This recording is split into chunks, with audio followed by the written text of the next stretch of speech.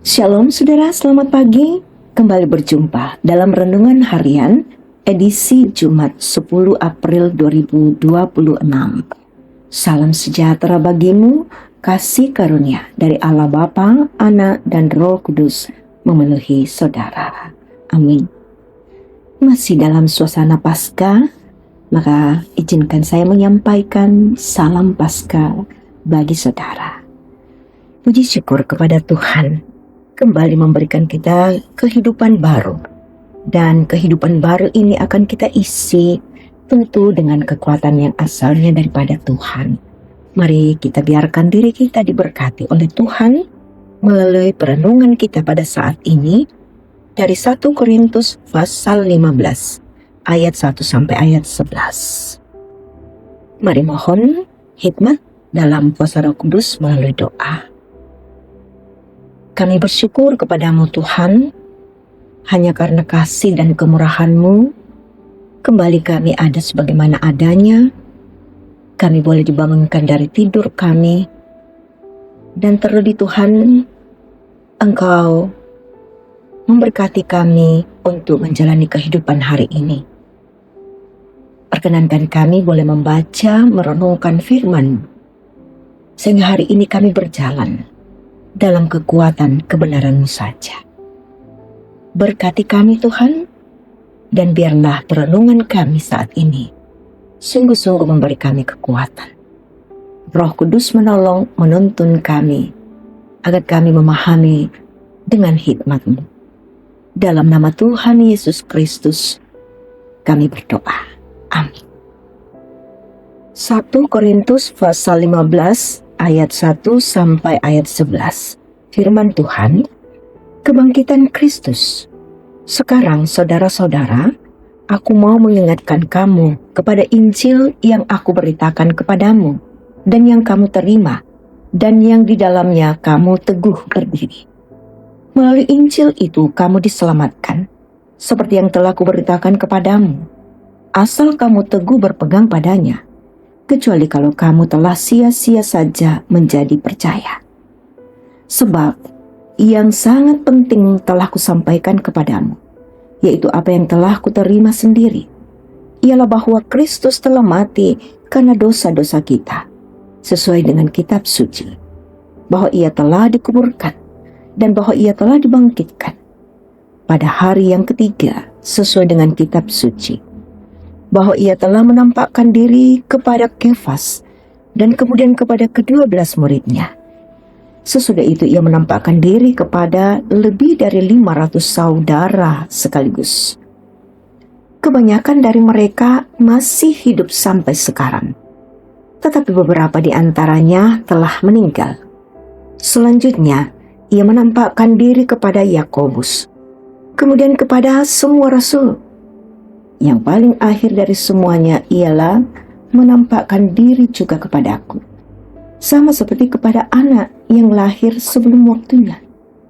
Sebab akulah yang paling hina dari semua rasul, bahkan tidak layak disebut rasul, karena aku telah menganiaya jemaat Allah. Namun karena anugerah Allah, aku adalah sebagaimana aku ada sekarang. Dan anugerah yang diberikannya kepada aku tidak sia-sia.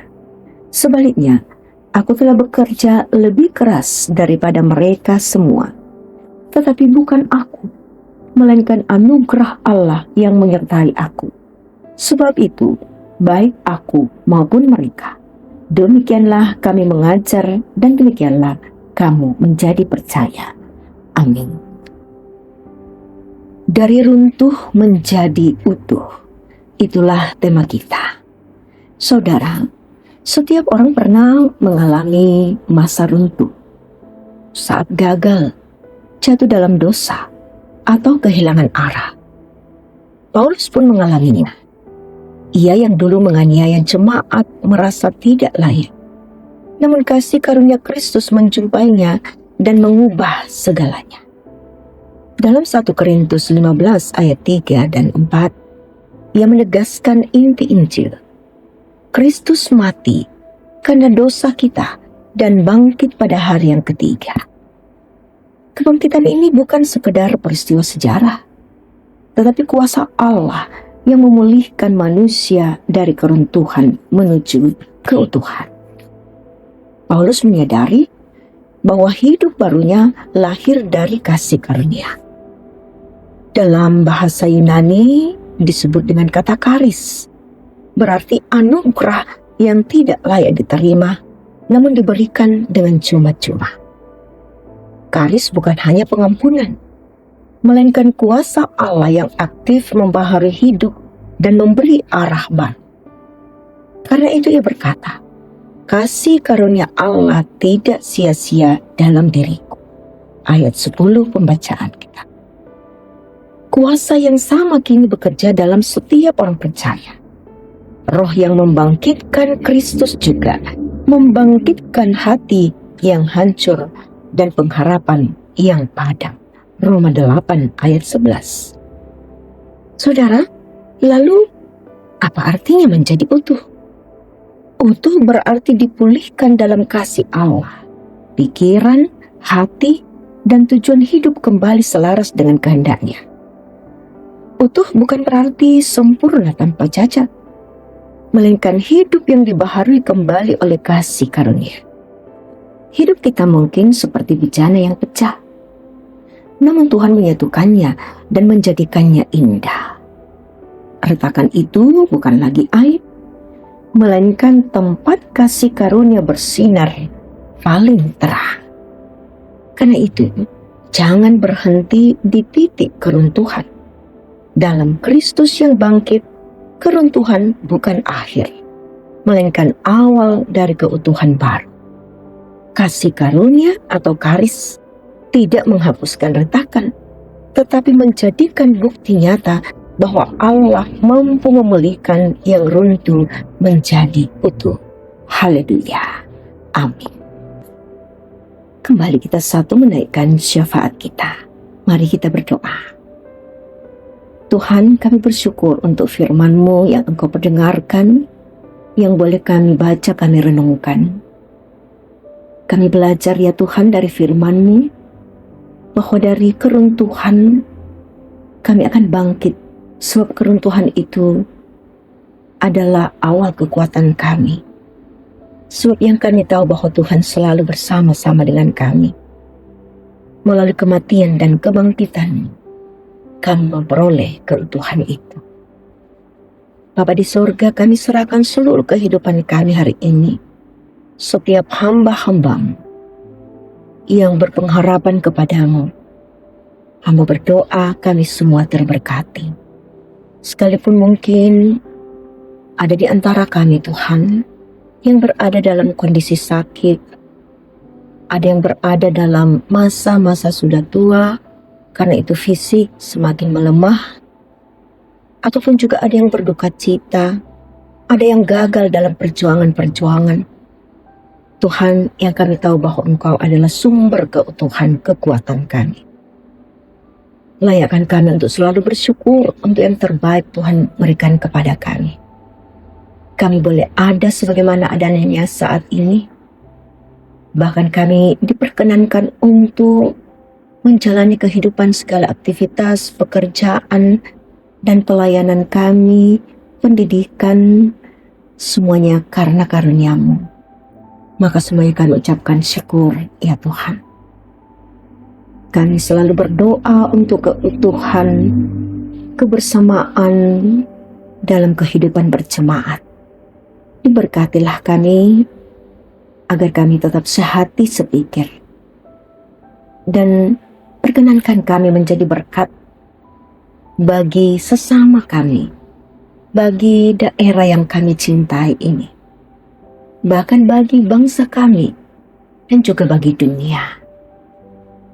Kami berdoa untuk pemerintah daerah di mana kami berada. Tuhan memberkati, boleh melaksanakan tugas sebagaimana mestinya menjadi wakil dari rakyat yang tentunya akan menjalankan keadilan sosial. Kami berdoa untuk pemerintah bangsa dan negara kami. Tentu di berbagai gejolak yang terjadi, Tuhan izinkan pemerintah kami melihat yang terbaik dalam kehidupan masyarakat di dalam menjalankan roda perekonomian. Bahkan juga Tuhan, peperangan yang terus terjadi. Tuhan memberkati untuk setiap doa-doa kami, sehingga menjadi kekuatan bagi kami semua.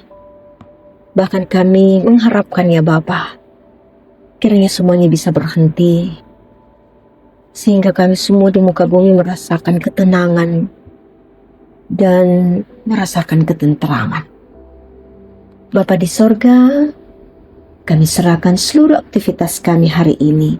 Semua hamba-hamba yang menyatu dalam renungan pagi saat ini, hamba berdoa hadirat Tuhan memenuhi. Terberkatilah kami. Dalam nama Tuhan Yesus Kristus kami berdoa. Amin. Terimalah berkat Tuhan. Tuhan memberkati engkau dan melindungi engkau. Tuhan menyinari engkau dengan wajah-Nya dan memberi engkau kasih karunia. Tuhan menghadapkan wajah-Nya kepadamu dan memberi engkau damai sejahtera. Amin.